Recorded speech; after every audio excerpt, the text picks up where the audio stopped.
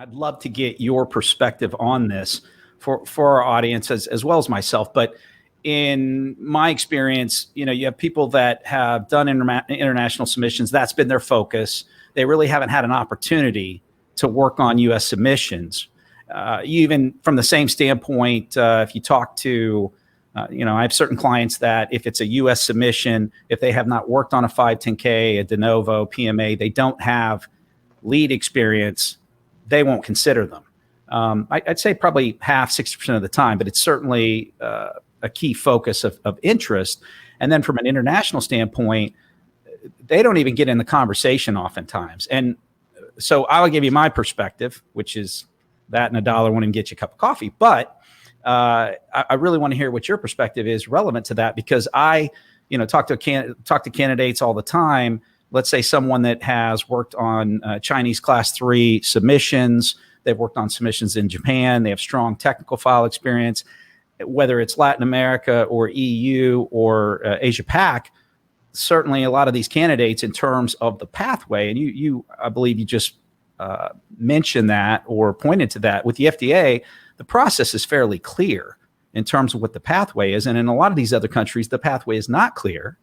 You've got to do a little bit more digging. Your emotional maturity has to be strong. And then additionally, you have the potential for communication barriers as well, or misunderstanding in terms of communication. So I think it's really interesting. I think companies miss out on talent for people that could have great crossover skills, as well as it being a great opportunity for them, but they don't get those because of that siloed perspective. So I'd love to get your thoughts on that.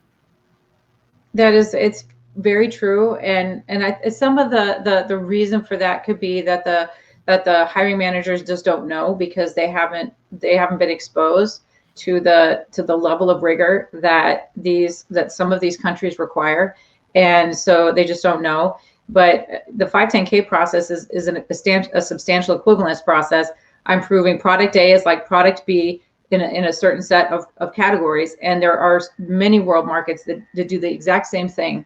And even the EU, for example, is a great example, and they actually require more information, I think, at least in my experience, than what was required when I did 510Ks. So PMAs, for example, when you're doing a PMA supplement, it's actually in some ways easier than even 510K products, because with the PMA supplements that at least that I've worked on or been associated with, that they don't have to go back and compare themselves to in terms of a delta between what's changed in the supplement versus the original PMA. You can have a PMA that's got, say, 100 supplements, and you didn't have to file another long PMA. You just have these long string of changes. But with substantial equivalence, when it reaches a certain limit and you're doing this comparison, it gets harder and harder to do because of this scope creep over time. So actually, the substantial equivalence argumentation is actually more difficult. And in some countries that are very particular about how you have to justify equivalence, that it actually is that skill set.